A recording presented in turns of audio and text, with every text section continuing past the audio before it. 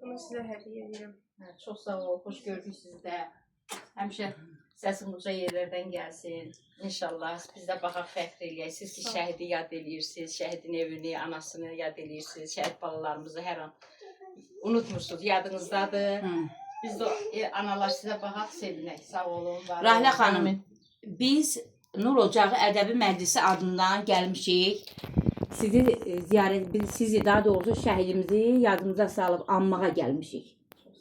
Biz bu şəhidlərin hesabına bugünkü günümüzü yaşayırıq.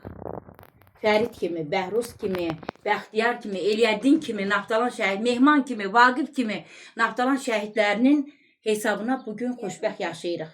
Bax, bu körpələrimiz bugün xoşbəxt yaşayır. Biz həqiqətən ömrümüz boyu nə qədər yaşayırıqsa onları anmalıyıq. Çünki canlı şahidlərik.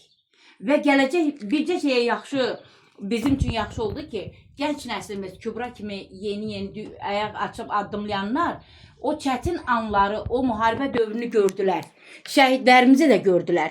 Və şəhidlərimizin necə şəhid olduğunu, xalqımızın onları necə dəyərləndirdiyini də gördülər. Və indən sonra yəqin ki, biz canlı şahidlər nə qədər varıq, onları yaşadacağıq. Və gələcək nəsil də yazmalıyıq, yaratmalıyıq ki, gələcək nəsil bilsin ki, bizim necə şəhidlərimiz olubdur.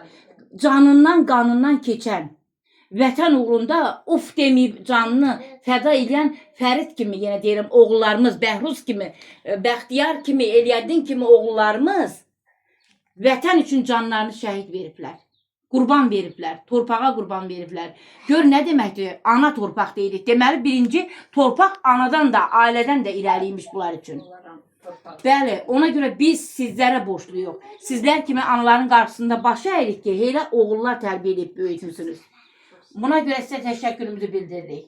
Və bizim də borcumuzdur ki, şəhidlərin yerdə qalan analarını, evladlarını ziyarət edək. Bu bizim borcumuzdur, Rahlə xanım.